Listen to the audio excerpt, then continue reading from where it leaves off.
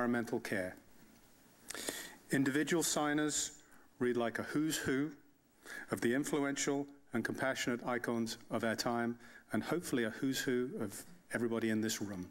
The room, filled with 350 people from diverse backgrounds, was reminded of the first meeting introducing the initiative on September 11th, 2013, when some 200 people met at the Friends Meeting House in Decatur and were invited to join the 10-day Compassion Games.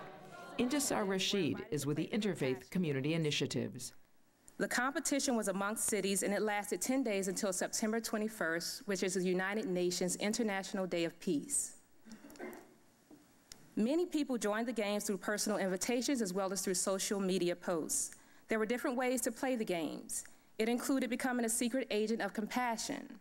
People were given missions each day to engage others in widening the circle of compassionate actions. You would begin with yourself and your own attitudes and your daily actions, and then you expand to your friends, your family, and even strangers.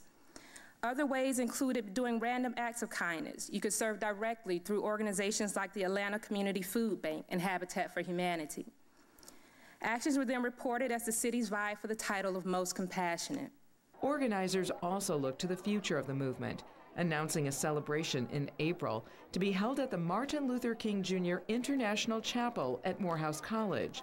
Ernest Brooks serves as its assistant dean and announced to the audience that Karen Armstrong herself would be the keynote speaker and the recipient of the highest award from the school for peace, nonviolence, and reconciliation.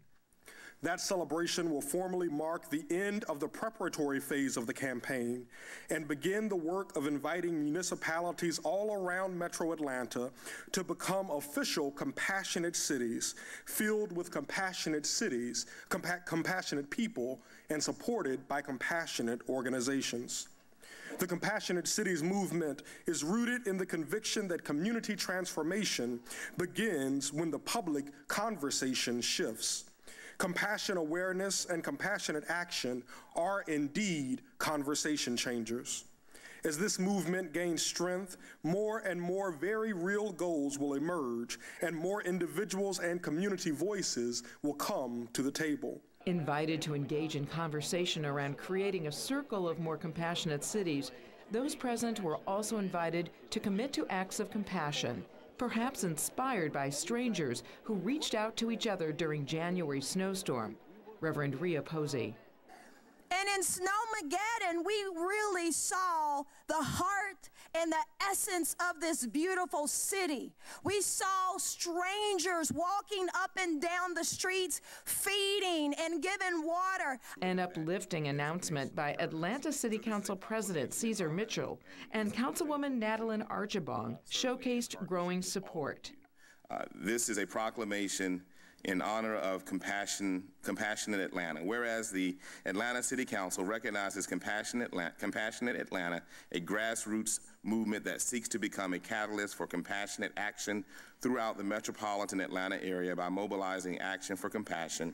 And whereas the mission of its organizers is to have the city of Atlanta named a compassionate city of the Compassion Action Network International, and work to create an international movement for compassionate cities around the world.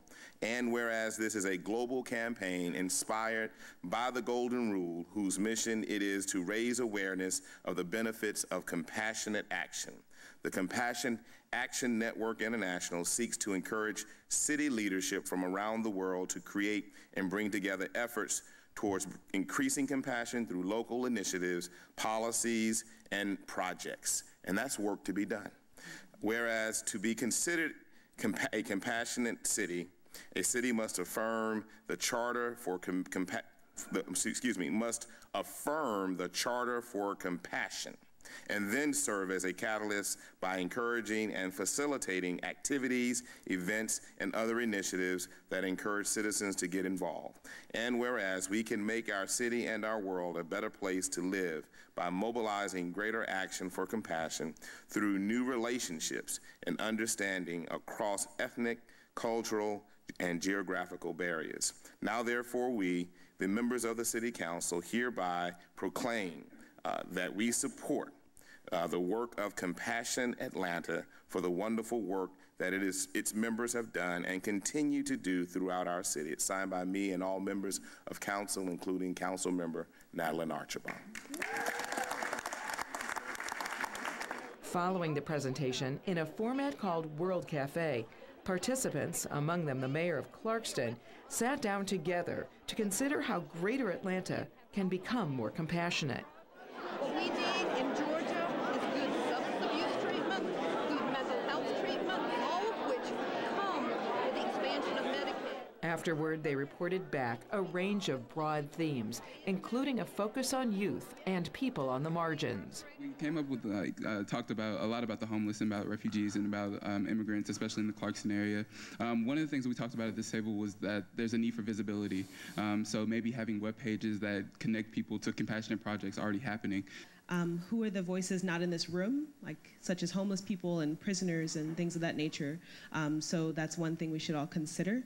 And then there's another idea for maybe a book or a list to be compiled to have some practical, simple things like 50 simple compassionate acts that people can do on a daily basis.